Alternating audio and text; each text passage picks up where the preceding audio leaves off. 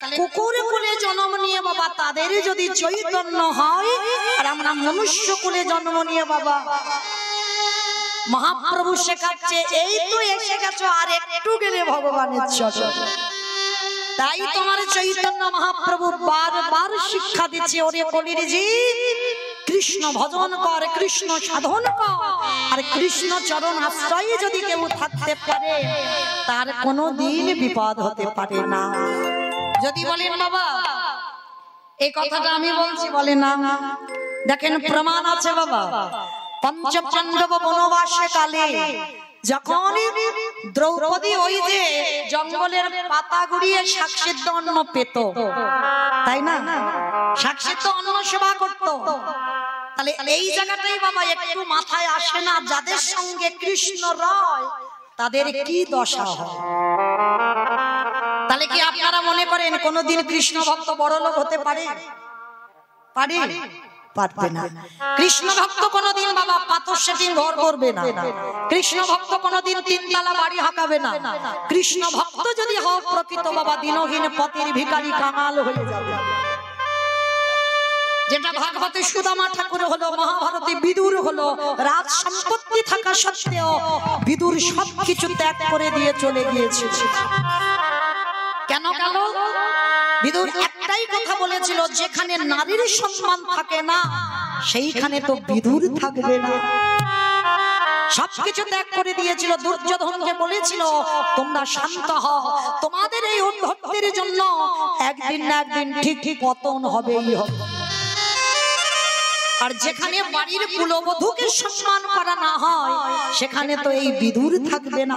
সব ত্যাগ করে দিয়ে বাবা কৃষ্ণকে কলার খসা আর খুদন্য শাকসিদ্ধ সেবা। তাহলে কত করি দেখেন জমিদার লালা বাবু কি গো, রাজ ঐশ্বর্য ছিল থাকা সত্ত্বেও বা একটা কথায় সংসার থেকে বেরিয়ে গেল। এই সংসারে কিছু নয়, যেদিন সংসারের মায়া ত্যাগ করে দেহ মন প্রাণ গোবিন্দ চরণে একেবারে দিতে পারবে সেদিন তোমার ভগবত কৃপা হবেই হবে। তাই গৌর হরি বল। তা যেদিন পঞ্চ পাণ্ডব বনবাস কালে বাবা সাগন্য সেবা করেছিল, আর মনে রাখবেন মা একটা কথা আমি বলে দিয়ে যাই, যদি আত্মীয় স্বজন বন্ধু বান্ধবদের আসবার কথা থাকে কোনদিন বাড়ির যে ঘরণী হয় তাকে কিন্তু কোনদিন আগে আহার করতে নাই। সে যদি বেলা 4টেও বেজে যায়, অতিথি যদি ঘরে না আসে তার জন্য তোমার 4টে পর্যন্ত অপেক্ষা করতে হবে। কেন? এটা শাস্ত্র বলছে, এটা নিয়ম। ঘরের অতিথি বাইরে থাকলে যতক্ষণ না আসে তুমি ঘরের ঘরণী হয়ে তুমি সেবা করতে পারো না। তা দ্রৌপদীর একটা আশীর্বাদ দেওয়া ছিল বাবা, যতক্ষণ না দ্রৌপদী প্রসাদ পাবে যতজন ভক্ত আসুক না কেন বাবা কোনদিন অন্যের অভাব পড়বে না। আশীর্বাদ রয়ে গেল। আশীর্বাদটা যখন রয়ে গেল, যেদিন বাবা পঞ্চ পাণ্ডবকে সেবা দিয়ে কোনো অতিথি নাই, দ্রৌপদী সেবা পেয়ে গেছে। আর যেই না দ্রৌপদী সেবা পেয়ে নিল, এইবার বাবা দুর্যোধন চক্রান্ত করে পাঠিয়েছিল 100 জন শিষ্য সমেত দুর্বাসা মুনিকে। আর যখনই পাঠালো দ্রৌপদীর কাছে যাও, এই সুযোগ তোমরা অভিশাপ দেবে যদি সেবা দিতে না পারো। যখনই বাবা দ্রৌপদীর কাছে এসেছে ওই 100 জন শিষ্য নিয়ে দুর্বাসা এসে বলল, মা দ্রৌপদী আমি তোর হাতের সেবা গ্রহণ করতে চাই। চমকে উঠল দ্রৌপদী, কারণ আজকে চা জোগাড় করেছিলাম বাবা, হাড়িতে তো একটাও অন্য ব্যঞ্জন নাই, সবকিছু প্রসাদ পাওয়া হয়ে গেছে, কি করে সেবা দেব? দাঁড়িয়ে দাঁড়িয়ে চিন্তা করছে। দুর্বাসা মুনি বলল, শোন মা, আমি স্নানে যাচ্ছি, আর স্নান করে আমার 100 জন শিষ্যকে নিয়ে আসবো, আর তুই ততক্ষণে রান্না বান্না আমাদের জন্য তৈরি কর। আর দুর্বাসা মুনি বাবা এমনিতে তুই রাজি, হ্যাঁ বাবা ভোলানাথের একটা রূপ অংশ, সতী অনুসবার সন্তান। তো আজকে কি করেছে বাবা, এসে যেই না দাঁড়িয়েছে পঞ্চ পাণ্ডব দ্রৌপদী চমকে উঠেছে বাবা, হাড়ি পোড়া উনান কাঠ কিচ্ছু নেই, কি দিয়ে সেবা হবে? এই জায়গাটা মায়েরা খুব শোনা দরকার আপনাদের।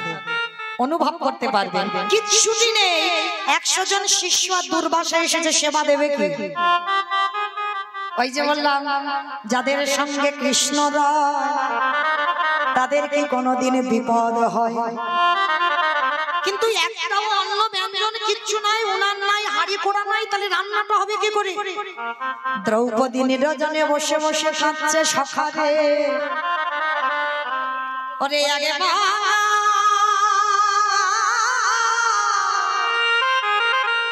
একেবারে কৃপা করে, একেবারে করুণা করে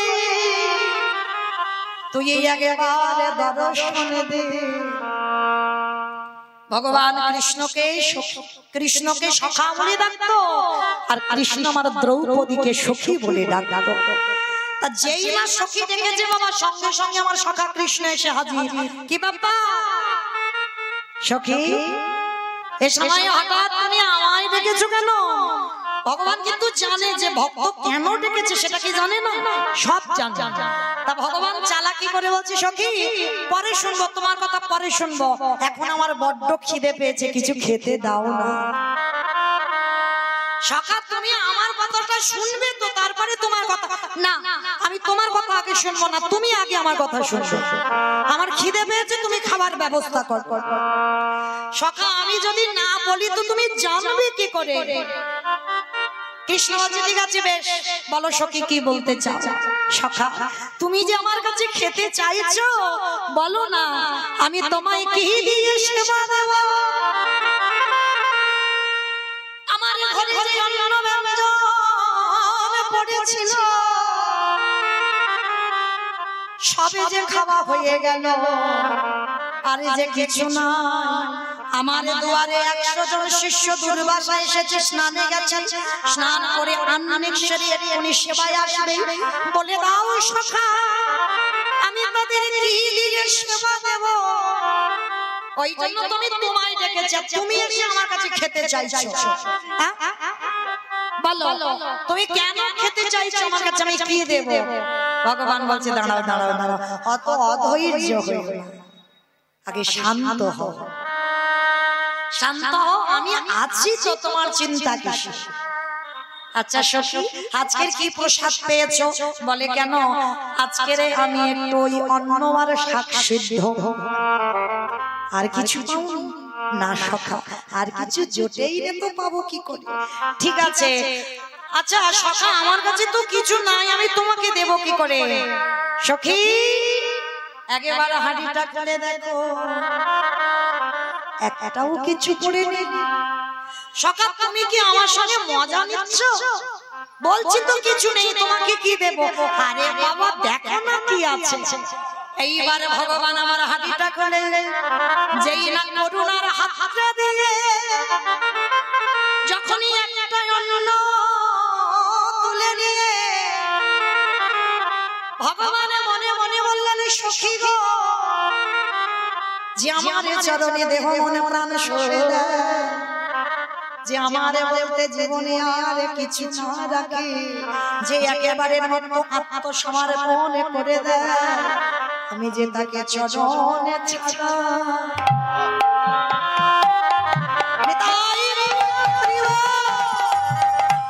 সাজা করি না, যে যিনি কৃষ্ণ ছাড়া,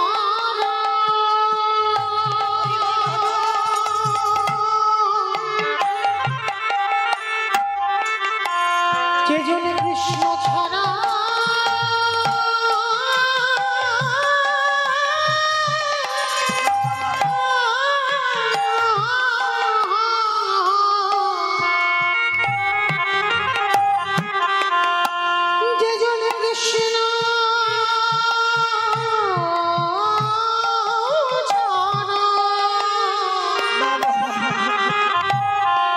কৃষ্ণ ছাড়া আমি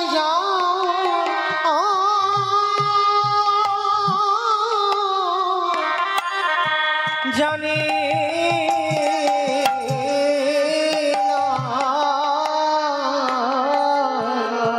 সেই ভক্তে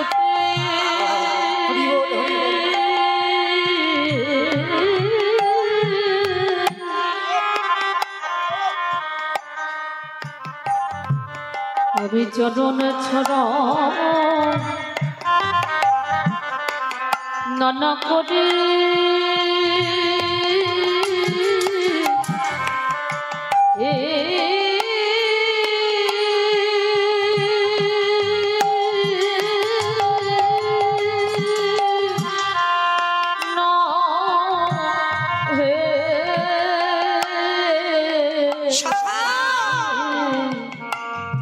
যেই না অন্যটাই আমার ভগবান হাতে নিয়ে, আরে যেই না আমার ওই ভগবান মুখে দিয়েছে, আর মুখে দিয়ে বাবা ভগবান কি করে আছে ঢেকুর তুলেছে, আর যেই না একটাই অন্ন হাড়িতে লেগেছিল ওইটা কৃষ্ণ সেবা করেছে, আর ওই যে ঢেকুরটা তুললো সবটা গিয়ে লাগলো কোথায় বাবা? সেই যে 100 জন শিষ্য আর দুর্বাসা স্নান করে আন্নিকে বসেছিল, আর সব আন্নিকে বসে বাবা এদিকে কৃষ্ণ ঢেকুর তুলেছে, ওইদিকে সব কটার উদর ভর্তি হয়ে গেল। তাহলে জগৎকে ভগবানে দেখালো আমি যদি মনে করি পৃথিবী লয়ে প্রলয় করতে পারি। কে বলে ভগবান নাই? যে বলে ভগবান নাই বাবা তার কাছে ভগবান একটা অন্ন সেবা করে সবার উদর ভর্তি করে দিয়েছে, আর এদিকে পাণ্ডবরা দাঁড়িয়ে দাঁড়িয়ে বাবা চিন্তায় পড়ে গেছে, উনান নাই, হাড়ি পোড়া নাই, রান্নাও হয়নি, কিন্তু বাবা এক জায়গা থেকে মন দ্বিতীয় জায়গায় যায়। সেটা কি গো? কৃষ্ণ চরণ ছাড়া তারা আর কিছু জানে না। মনে রেখো বাবা, যদি তুমি বিপদে পড়ো লোকের কাছে বললে বাবা লোক তোমায় হাসির পাত্র তৈরি করবে। বিপদে যদি তুমি পড়ো ভুল করে জীবনে কোনোদিন কারোর কাছে কিছু বলো না, বলতে যদি হয় আমার ওই মন্দিরের ছেলেটাকে বলবো, কারণ সবকিছু করার মালিক উনি। পৃথিবীতে যা যা কিছু ঘটে বাবা একটা পাতা যদি নড়ে সবটাই আমার ভগবান করে দেয়। তাহলে যদি কারোর কোনো জীবনে দুর্ঘটনা ঘটে সেটা আমার ভগবানকে জানাও, সেই পারে একমাত্র তোমাকে সঠিক রাস্তা দেখাবে। আর মানুষের কাছে বললে মানুষ হাসির পাত্র হয়ে যাবে, তা পঞ্চ পাণ্ডব সর্বদা তাদের দেহ মন প্রাণটা গোবিন্দ চরণে, মানে খেতে বসতে উঠতে চলতে কৃষ্ণ ছাড়া তারা কিছু জানতো না, তাই তো একটা অন্ন সেবা করে সবার উদর ভর্তি করে দিয়েছে। আর যখন উদর ভর্তি হয়ে গেল বাবা এইদিকে কি করেছে পঞ্চ পাণ্ডব তো ভয়ে থরথর করে কাঁপছে, না জানি এক্ষুনি অভিশাপ দেয়। এইবার আন্নিক থেকে 100 জন আর দুর্বাসা উঠে যুধিষ্ঠির মহারাজের কাছে করজোড় করে বসেছে, হে যুধিষ্ঠির মহারাজ কৃপা করে করুণা করে আমরা যে রন্ধন করতে বলে এলাম দ্রৌপদীকে ক্ষমা করে দাও। জানি না কোথা থেকে কি হলো, উদরে এত ভর্তি হয়ে গেল, বারে বারে ঢেকুর উঠছে, আর কিছু প্রসাদ খেতে পারবো না, আজকে দিনটা ক্ষমা করে দাও, অন্য একটা দিন এসে আমরা দ্রৌপদীর হাতে রন্ধন সেবা করে যাব। পঞ্চ পাণ্ডব যেই না কথাটা শুনেছে ছুটতে ছুটতে কৃষ্ণ চরণে গিয়ে একেবারে আছাড় খেয়ে বলল, কৃষ্ণ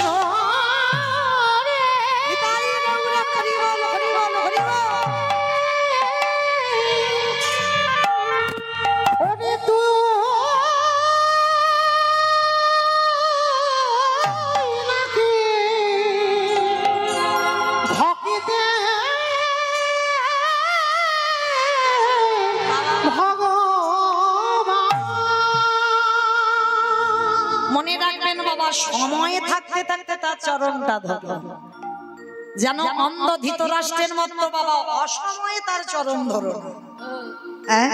সময় থাকতে ধরো, আর অসময়ে যদি ধরো তাহলে বাবা আমাদের দুর্গতিটা অন্ধ ধৃতরাষ্ট্রের মতো হবে। কিরকম? এই যে বাবা আপনারা যারা গীতা পড়েন ভাগবত পড়েন তারা জানবেন সঞ্জয় দিব্য নয়ন পেয়েছিল বাবা, আর দিব্য নয়নে বাবা যা যা কিছু কুরুক্ষেত্রের মাঠে হতো সবটাই কিন্তু সঞ্জয় দিব্য নয়নে দেখতে পেত, আর দেখতে পেয়ে অন্ধ ধৃতরাষ্ট্রের কাছে বর্ণনা করত। একেবারে গীতার প্রথমেই রয়েছে বাবা, তাই না? তা সঞ্জয় দিব্য নয়নে দেখে অন্ধ ধৃতরাষ্ট্রের কাছে বলছে, দুর্যোধনের গদার আঘাতে হরিবল ভীমের গদার আঘাতে দুর্যোধনের উরুভঙ্গ হয়েছে, ভীমে দুঃশাসনের বক্ষ চিরে রক্ত পান করেছে। এই একটা একটা কথা বাবা ধৃতরাষ্ট্রকে বলছে, আর বলেন তো বাবা, যদি পুত্রের মৃত্যু সংবাদ কোনো বাবা পায়, সে বাবা কি আর বাবা থাকে? ভিতরটা চলে যাচ্ছে ধৃতরাষ্ট্রের, কিন্তু বাইরেটা শান্ত ভাব। কেন? অন্ধ তো, চোখে দেখতে পাই না। মানে বাইরে দেখলে মনে হবে খুব শান্ত, কিন্তু ভিতরটা বাবা পুত্র শোকের দাবানলটা জ্বলছে। এমন সময় রাগের মাথায় রেগে গিয়ে বিদুরকে ডেকেছে, বিদুর, বিদুর, আমায় ডাকছি?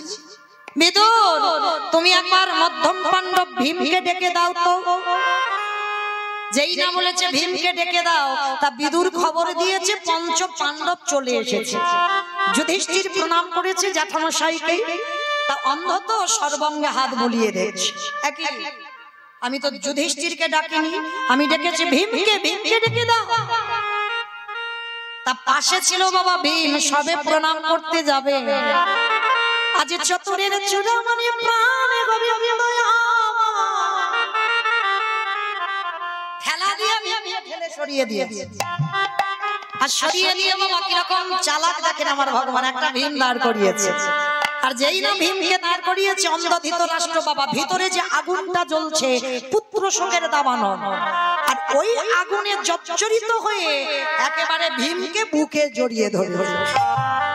মানে লোক দেখতে পাচ্ছে আদর করছে, কিন্তু ওটা আদর নয়, এমন বুকে চেপে ধরেছে বাবা ধুলোর মতো বুড়ো হয়ে গেছে।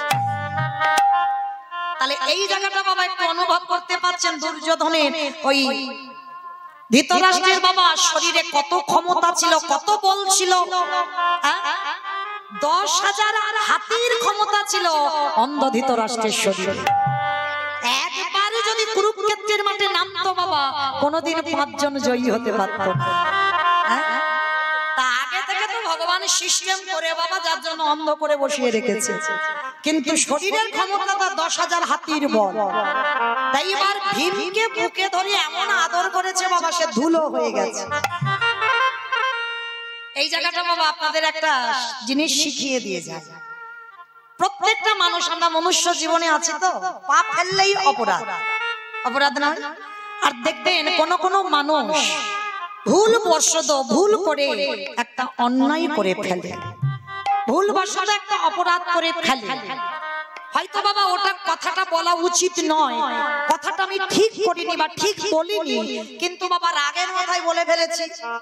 অনেকে আছে না বাবা বলে ফেলে না রাগের মাথায় একটা কথা, কিন্তু মনে রেখো রাগের মাথায় যে কথা বলে দেয়, সেই কথা যদি পরক্ষণে বাবা নিজে অনুতপ্ত হয়, মানে আমি যে কাজটা করেছি ভুল করেছি, আমি যে কাজটা করেছি অন্যায় করেছি, অপরাধ করেছি, যদি বাবা নিজে নিজে অনুতপ্ত হয়, তাহলে বাবা ভগবান বলছে সেই পাপীকে জীবনে আমি অপরাধী বলে গণ্য করি না। মানে যে অন্যায় করে ক্ষমা চাইতে চায়, যে আমি ভুল করেছি আমাকে ক্ষমা করে দাও, যদি বলতে পারি। আজকে ধৃতরাষ্ট্র যেই না ভীমকে মেরে দিয়েছে, মারার পরেই বাবা নিজে নিজে অনুতপ্ত হচ্ছে। কেন? ধৃতরাষ্ট্র ভালো করে জানতো আমার 100টা ছেলে কেউ ধার্মিক ছিল না, আর পঞ্চ পাণ্ডবরা ধার্মিক ছিল, তাই তো আমি 100 ছেলের বাবা হয়েও আজকের বাবা নয়। বাবা হয়েছে কিন্তু বাবা নয়, কারণ আমার ছেলেটা সব অধার্মিক, কেউ ধর্মের পথে ছিল না। তা যখন কাঁদছে, যখন কাঁদছে বাবা নয়ন জলে বক্ষ যুগল ভাসিয়ে, আমার অন্ধ ধৃতরাষ্ট্র কৃষ্ণকে বলছে, কৃষ্ণ বিশ্বাস কর, আমি কিন্তু ভীমকে মারতে চাইনি, রাগের মাথায় আমি একটু মেরে ফেলেছি, কিন্তু বিশ্বাস কর আমি মন থেকে মানতে চাইনি। অজেঠু, কে বললো তোমায় তুমি ভীমকে মেরেছো? তুমি বোধহয় জানো না, কৃষ্ণ ভক্তকে কোনোদিন নিধন করা যায় না। কি গো, ভগবান গীতায় অর্জুনকে বলেছিল না দেহ পতন হয়, এই আত্মার কোনোদিন পতন হয় না। মিছাই শোক করছো, বৃথাই শোক করছো, কিসের জন্য তোমার এত শোক? তোমাকে অস্ত্র ধরতে হবে, তোমাকে যুদ্ধ করতে হবে। আর যেটাই বাবা ভগবানের মুখস্থিত বাণী গীতার সৃষ্টি হয়ে গেল। তাহলে আজকের দেহের পতন হয় আত্মার নয়। তামদা ধৃতরাষ্ট্রকে বলছে জ্যাঠামশাই তুমি বোধহয় জানো না। কে বলেছে তুমি ভীমকে মেরেছো? ভীমকে মারোনি। বলে কৃষ্ণ আমি নিজের হাতে ওকে মেরেছি। বলে না, ভুল করছো, নিজের হাতে তুমি মারোনি। দেখবে ভীম। এইবার কৃষ্ণ মনে মনে বলছে জ্যাঠামশাই তুমি বোধহয় জানো না, এই পৃথিবীতে যদি ভক্তের মনের ভিতরে কিছু জাগে সেটা সবার আগে আমি ছাড়া কেউ জানে না। কি বাবা, এতজন ভক্ত বসে আছে, কার মনের ভিতরে কি চলছে আমি কি মনের ভিতরে ঢুকলাম? আমি কি থরি কিছু জানতে পারবো? পারবো না। তাহলে জানবে কে? যে জগন্নাথ আমার বাঁকা করে, বাঁকা হাতে কালো শশী বসে আছে। কি গো, ও বেটার চোখে ফাঁকি দেওয়া যাবে না। আজকের কি করেছে বাবা, ভগবান বুঝতে পেরে গেছে দাদা জ্যাঠামশাই এটা করবে। আর যার জন্য আগে থেকে বাড়িতে বাবা একটা লোহার ভীম তৈরি করেছে। যখনই বিদুরের দ্বারা খবর পাঠিয়েছে সঙ্গে সঙ্গে বাবা ভগবান ওই লোহার ভীমটাকে ধৃতরাষ্ট্রের সামনে দাঁড় করিয়ে, আর যেই সামনে দিয়েছে বাবা এমন করে ধৃতরাষ্ট্র বুকে ধরেছে একেবারে ধুলোর মতো চেপে ধরে গুঁড়ো করে দিয়ে, অজেঠু তুমি মারোনি ভীমকে। মারিনি ভীম কই, দেখবে দেখাচ্ছি। এইবার আসলে ভীমকে এনে দাঁড় করিয়েছে, সর্বঙ্গে হাত বুলিয়ে দেখছে, দেখে না ভীম দাঁড়ায় আছে। তখনই কৃষ্ণ চরণে আছাড় খেয়ে বলল কৃষ্ণ আমি এতদিনে বুঝতে পারি না, আজ আমি বুঝে ফেললাম। আজ পঞ্চ পাণ্ডবদের সঙ্গে তুই আছিস বলে ওদের নিধন হয় না। ও কৃষ্ণ একটা জিনিস চাইবো বাবা, তুই দিবি? মায়েরা চাওয়াটা শিখে নাও, যদি কোনোদিন ভগবানের কাছে এইরকম চাইতে পারো তাহলে কাজ হয়ে যাবে। ধৃতরাষ্ট্র চেয়েছিল বাবা, সময় চাইনি অসময়। কৃষ্ণ মানে যখন শতপুত্র নিধন হয়ে গেল তখন চেয়েছিল একটা জিনিস চাইবো, তুই দিবি? কি চাও জ্যাঠামশাই? বলো তুমি আমায় জেঠু, বলো কৃষ্ণ রে আমার এই দৃষ্টি শক্তিটা ফিরিয়ে দে। ও তুমি পৃথিবীর আলো দেখতে চাও, মানুষজন দেখবে বলে না কৃষ্ণ একেবারে কৃপা করে তোর ভুবন মঙ্গল ভোলানো রূপ একবারে দেখতে চাও। ওরে যার সঙ্গে আমার কৃষ্ণ আছে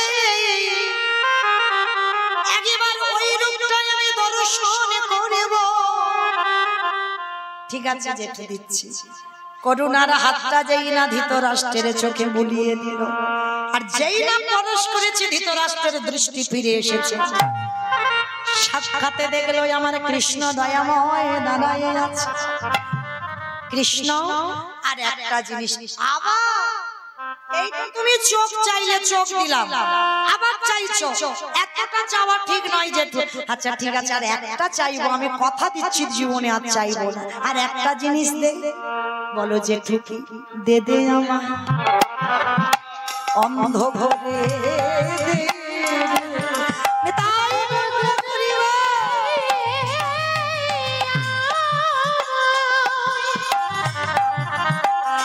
অন্ধ ঘরে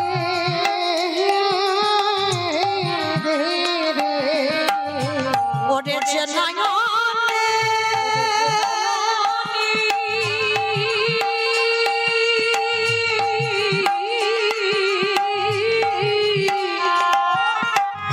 ওরে যে নয়নে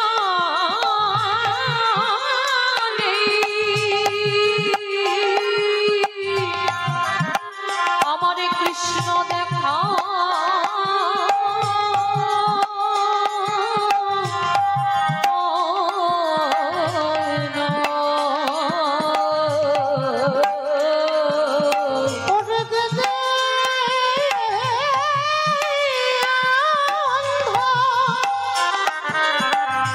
অন্ধ করে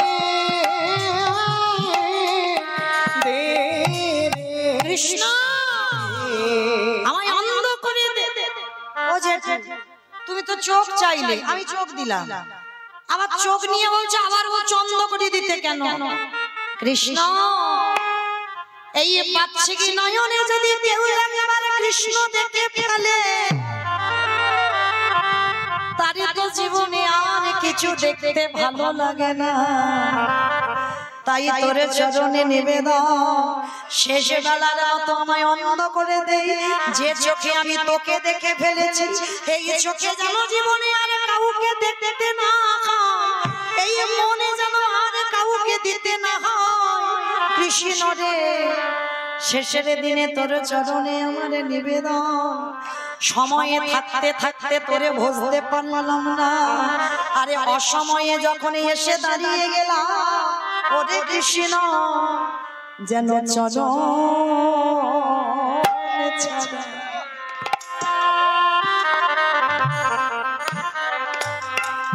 ছাড়া করি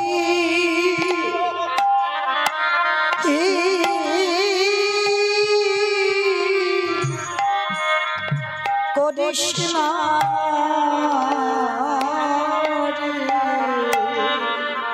আমি যে ওই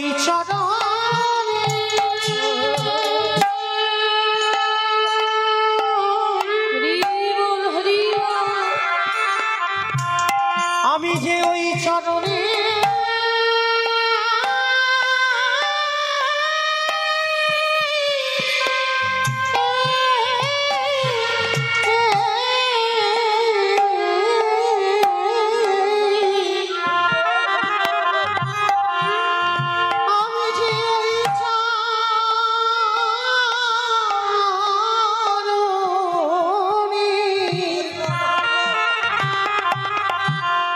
বড়ই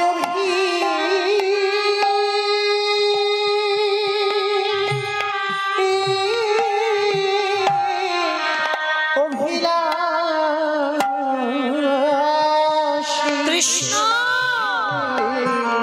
কৃষ্ণ রে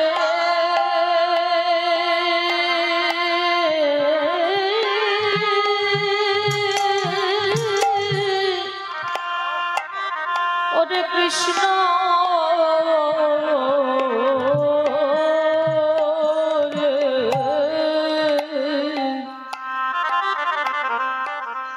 আমায় চরণ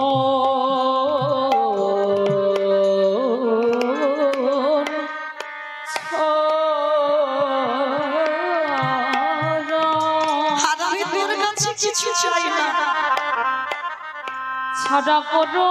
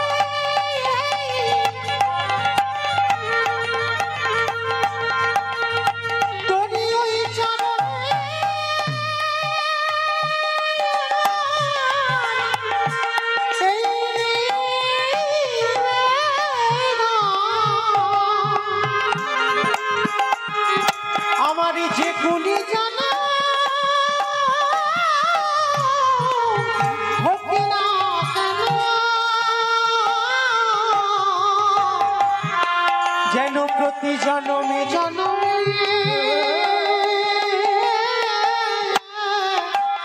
তোরে ওই রাতুল চরণে ওই চরণে ছাড়া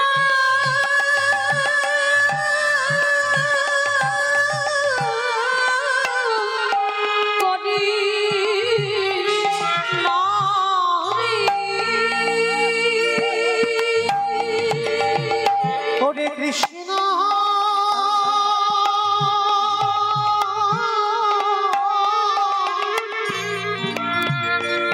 শুনেছি তুই নাকি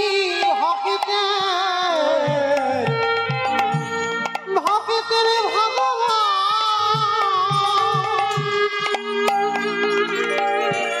তোরে ওই চরণে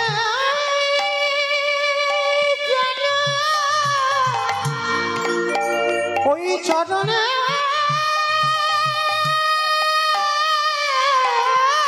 যেন জন্মে জন্মে আমার মতি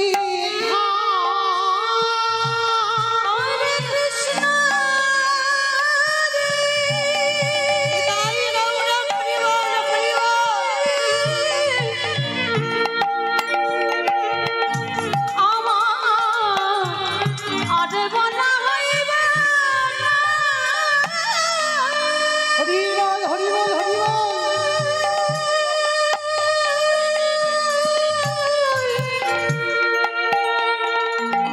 এই জন্মে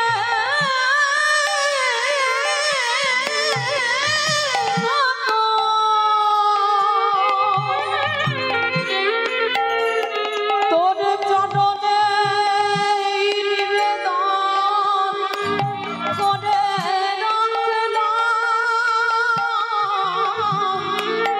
তোর চরণে ছাড়া করি করে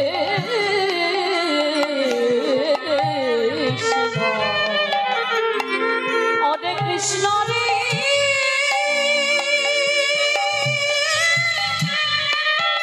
হরে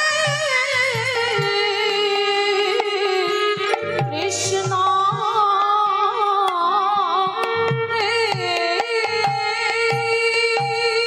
আস্তে নবদ্বীপে যেমন নিতাই চরণ ভজলে গৌর পায়, বৃন্দাবনে ঠিক বাবা রাধা চরণ ভজলে তবে তো আমার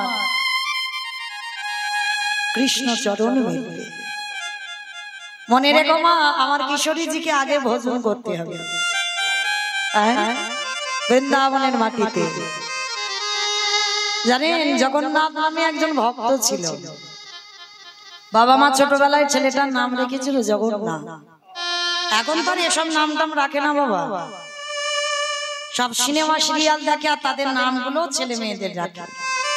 তার ছেলের নাম রেখেছিল জগন্নাথ, মানে একেবারে নাস্তিক। নামটা ছিল জগন্নাথ কিন্তু নাস্তিক, মানে ঠাকুর দেবতা মানতো না, ভগবানের আরাধনা করতো না, শুধু একজনকেই ভালোবাসতো, তার বউকে।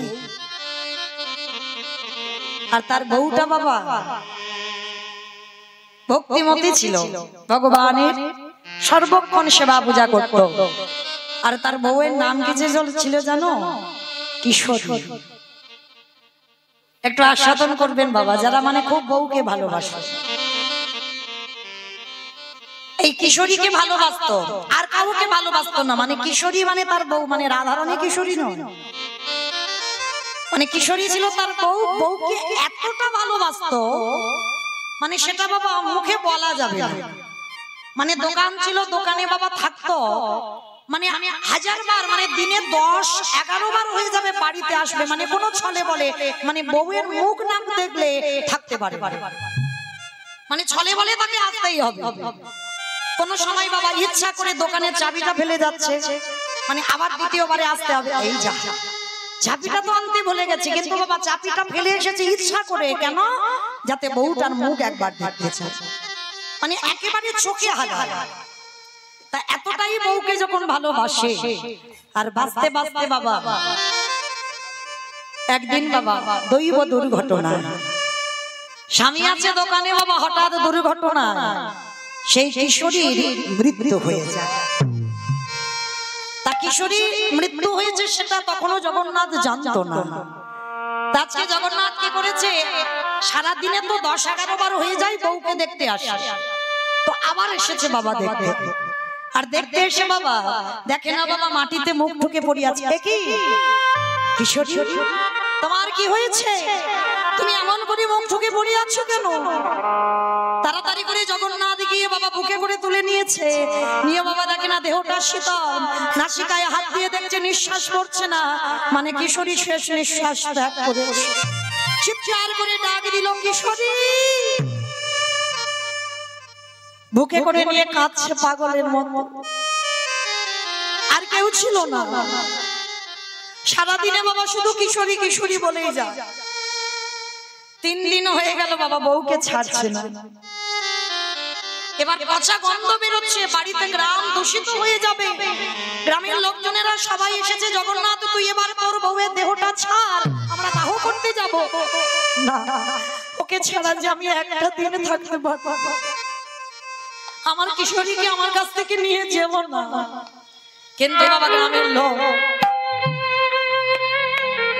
গ্রামের লোক জোর করে আজকের কিশোরীকে বুক থেকে টেনে নিয়ে চলে গেল দাহ কাজ করতে। আর যখনই দাহ কাজ করে করা হয়ে গেল, কিন্তু বাবা সেই জগন্নাথ কিশোরীটা বলে না, খাওয়া দাওয়া বন্ধ। কোথায় আমার কিশোরী, কোথায় আমার কিশোরী? কিশোরী একবার আমার কাছে এসো, আমি যে তোমার ছাড়া থাকতে পারি না, তুমি কি জানো না?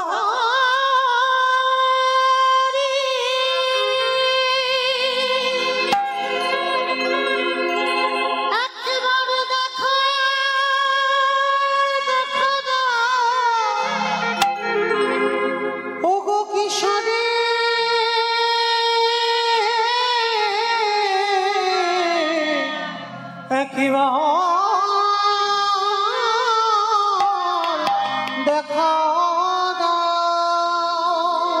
কিশোরী কিশোরী বলে ডাকছে বাবা, ডাকতে ডাকতে মথুরায় চলে গেল। মথুরা থেকে বাবা বর্ষানায় গিয়ে জঙ্গলে ঘুরে ঘুরে বেড়াচ্ছে, পাগলের মতো চেহারা, খাই না দাই না ঘুমাই না, শুধু কিশোরী দেখা দাও, কিশোরী দেখা দাও। কিন্তু বাবা আমার বর্ষানায় লাডলি কিশোরীকে ডাকছে না, ডাকছে তার বউ কিশোরীকে। তা বর্ষানায় আমার রাধারানী সিংহারে বসেছে, মানে সাজতে বসেছে। আর ওই যে জঙ্গল থেকে আওয়াজটা আসছে, কিশোরী দেখা দাও, কিশোরী দেখা দাও, কিশোরী দেখা দাও। ললিতা,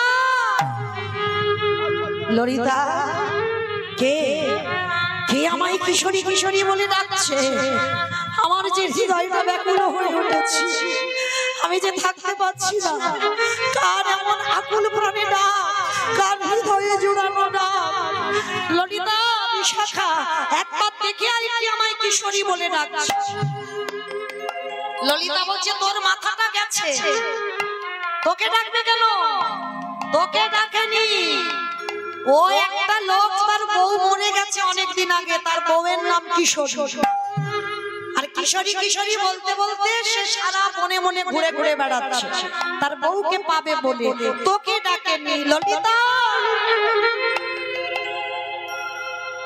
কিন্তু ও ডাকছে ওর বউকে, কিন্তু নামটা তো আমার,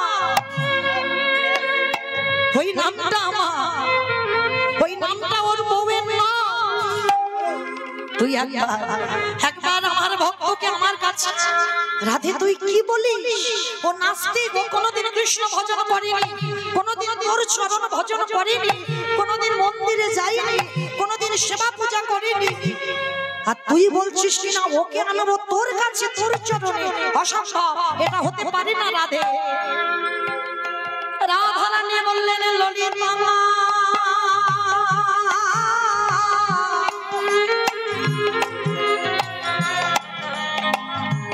ভক্ত যদি অশ্রদ্ধা বলে, যদি একেবারে রাধারানীর নাম উচ্চারণ করে ডাকে, আমি বর্ষানায় বসে থাকতে পারি না। যদি একবার আমাকে কেউ রাধা বলে ডাকে, আমাকে কেউ কিশোরী বলে ডাকে, আমি ভগবানের প্রিয়সী হয়ে আমি তৎক্ষণাৎ সেই ভক্তকে আমি আমার চরণে আশ্রয় দিই।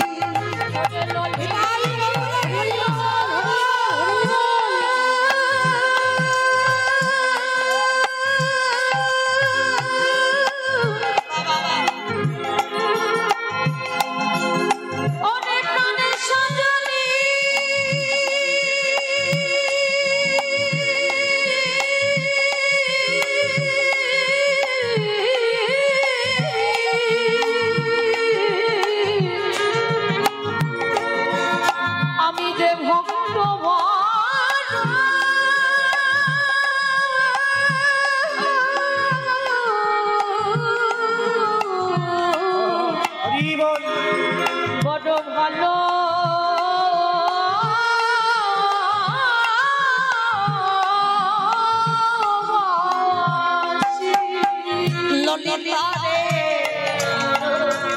একবার ওই ভক্তকে আমার নিধু বনে নিয়ে গা। ওরে ললিতা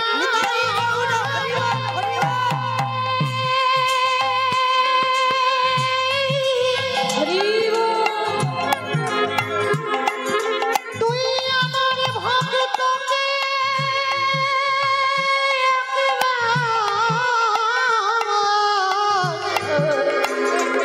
একেবারে আমার কাছে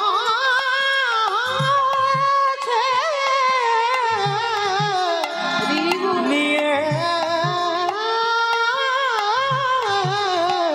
আয় রে। ললিতা বিশাখা প্রবেশ করিয়েছে বাবা সেই ভক্তটি, যে ভক্তটা একেবারে নাস্তিক, তাকে প্রবেশ করিয়েছে বাবা নিধুবনে। আমার রাধা মাধব রাধা রানীকে সঙ্গে লইল আজ যেই না নিধুবনে বসে আছে আমার লাডলি কিশোরীজি, এইবার সেই জগন্নাথের মাথার উপরে হাতটা রেখেছে। আর যেই না হাতটা দেওয়া ভুলে গেল তার বউ কিশোরীর কথা। আজ রাধা রানীর কিশোরীর চরণে দেহ মনে প্রাণটা জগন্নাথ রাধা রানীর চরণে দিল। কেমন ভক্ত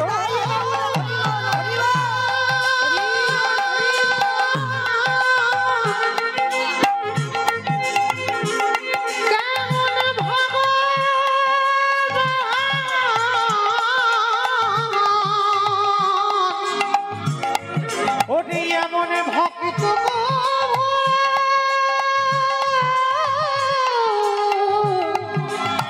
আমি দেখি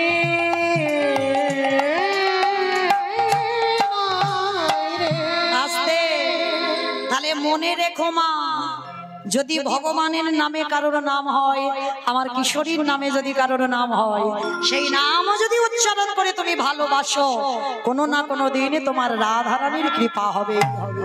তাই গৌর প্রেমানন্দে হরি বল। যেটা ভাগবতে অজামিলের হয়ে গেল, নারায়ণ নারায়ণ বলে বলে শেষে বাবা যে অজামিল খুন করলো, ডাকাতি করলো, সেই অজামিল ভগবানের চরণ প্রাপ্তি হয়ে গেল।